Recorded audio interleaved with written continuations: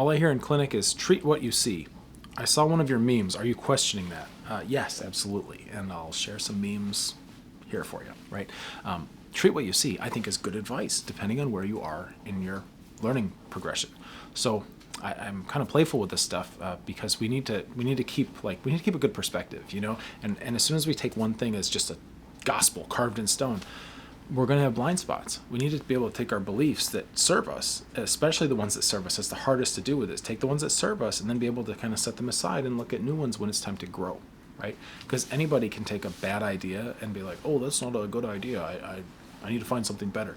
But when we have a good thing that's worked, right? But now we're hitting a point where it doesn't anymore. That's a different kind of person who can take that idea. Like the good needs to set aside so we can get to great or damn good, if you want to call it that, right?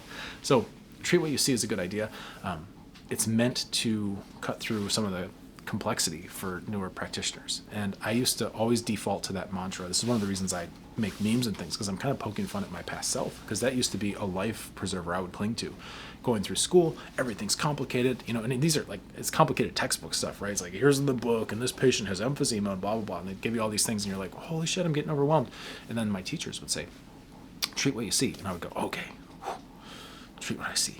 Good, I can handle that, right? So it is a good stepping stone. However, here's the deal. Treat what you see has limitations. One of them is there are things you may not be able to see, so you can't treat them, right? Because you don't know how to look yet.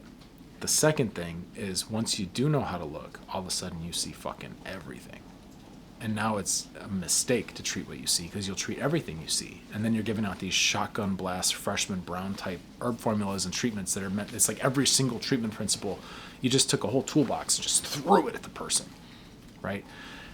Sometimes that works even, which is crazy. But the trouble is, when you do that, you can't go back and isolate variables and get feedback and know what's helping and what's not, because you threw everything at the person. Also, it's going to confuse their system, right? Or at least, you know, make it harder for them to integrate what it is you're trying to do. So we need to be able to see enough, right? We need to learn how to really look.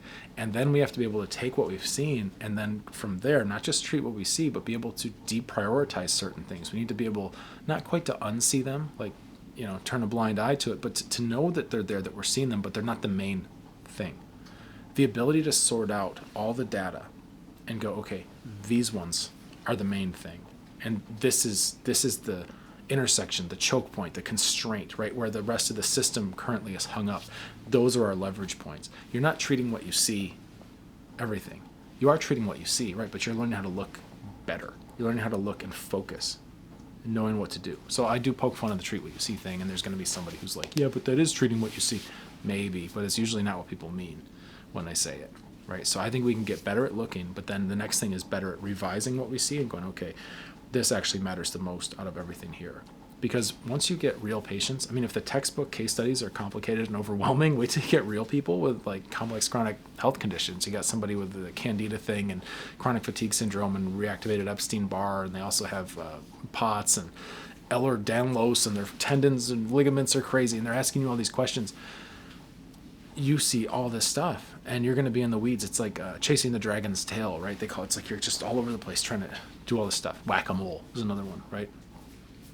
These patients are used to that. They're used to practitioners fucking spinning around all their problems, and those practitioners also usually haven't like solved it. That's why they're coming to see you. So what I don't want is for you to be spinning around chasing the dragon too, because that doesn't bode well for the patient. They get seasoned and they're like, oh, another person who's just dizzy trying to follow my thing.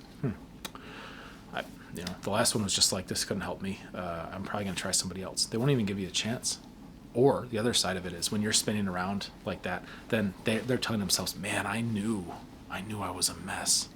I knew I had a complicated case. Like there's something really wrong with me, and I don't think anybody can help me. You know, it's just not good, basically, to be getting whipped around. So the way we overcome that is not just seeing as much as possible, right, but then ranking and prioritizing what we see and find out like what really matters. And a lot of the skill is knowing what to ignore, right? They don't teach you this in school because it doesn't help you pass the board exam, right?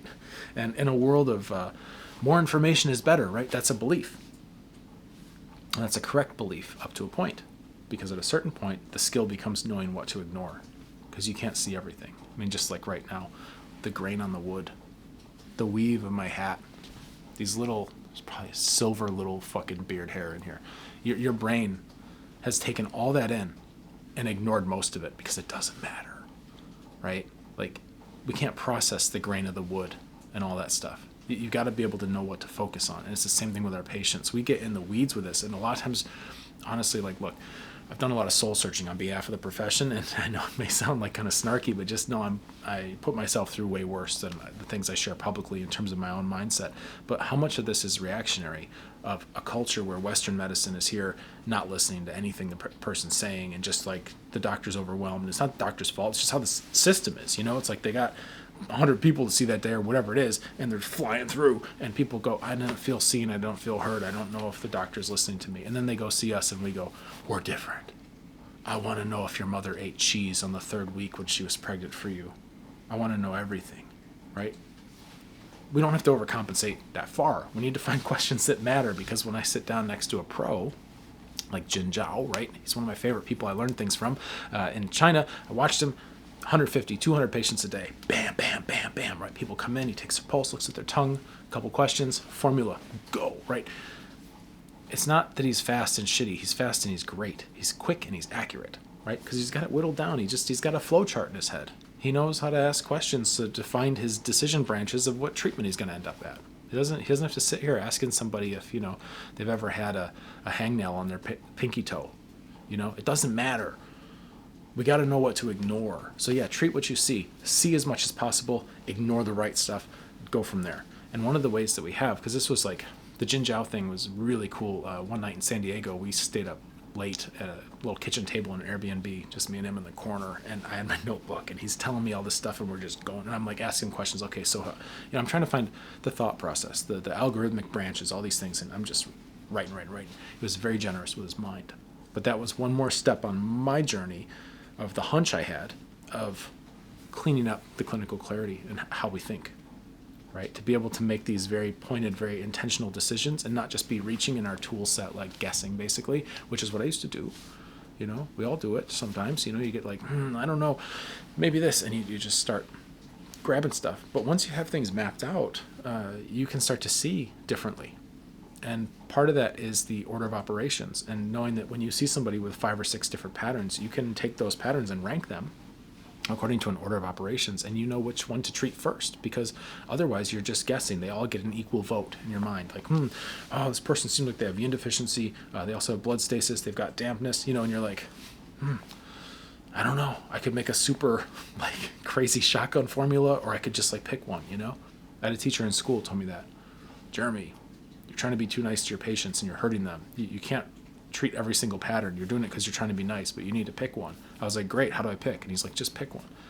That's not good enough. You can't just pick one. There's a ranking. I came to learn this decade plus after that conversation that I picked this other thing up, where it's like, okay, there is an order of operations, and it does make sense. And the more I dig into this, the more I find it verified, not just through Eastern medicine, but also Western science. When I start looking at reductionist biochemistry and microanatomy and things like that, even to the extent where the neutrophils in the body, they call them NETs, N-E-T, neutrophil extracellular trap. You start looking at all this crazy shit where the neutrophil will take its own DNA or RNA or whatever outside of itself, and it becomes this nano net that catches pathogens. That kind of stuff helps you understand the effects of using blood-moving herbs in the wrong order of damp-draining herbs, damp-clearing. I mean, it's crazy stuff. I see it confirmed all over the place. If I find a better model, I'll let you guys know. But for now, this is the best we've got, and it's really, really, really fucking old. And it's been hiding in between the lines of all of our texts. I mean, everything. Like the Shanghan Lin, all these things where it's like improper purgation. You don't do purgation when a patient has an exterior attack. Okay, interesting, right? What does that mean? You start looking and going, okay, well, there's an order to these things. So in the presence of a hidden pathogen, right? Maybe it's not time to do downward draining, or you can't do downward draining without first releasing the exterior, right? You start to kind of piece these things together, you can get a patchy understanding, and it can hold and it can be very strong. But once you have the master framework of this stuff, all those things plug in so cleanly, and it's like, holy shit, this has been hiding in plain sight. It's epiphany after epiphany. So anyway, that kind of thing, having a ranking diagnostic order is extremely helpful, because you can see all this stuff, but you don't treat what you see and just guess and do random shit and whatever else. you look at what you see and you organize it, and you can see things differently. You can see things more clearly. And then you wind up not being so complicated.